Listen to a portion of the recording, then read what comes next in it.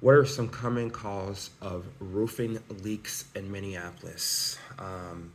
Couple different things that can cause roofing leaks. I'm just going to kind of narrow it down to the most common.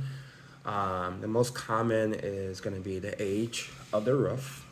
If you have a older roof, you're probably going to get some leaks because those shingles are going to start to fail as they get older or start to come to the end of their life. The other thing I see a lot of leaks in Minneapolis is skylights. A lot of times the skylights will tend to leak depending on the age of the roof, depending on how the skylights were installed. They just tend to leak. That's a common area. Cracked vent boots. Those I see actually a lot in the area. And then improper sealed valleys. That's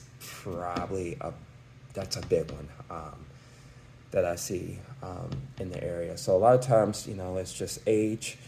Your gutters can cause issues.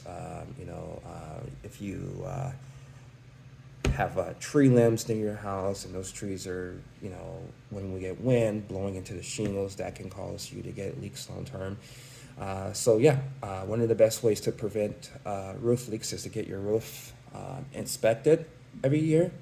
That way, if there is something going on, you can catch it earlier versus waiting over time and it causing you to have a bigger expense out of pocket.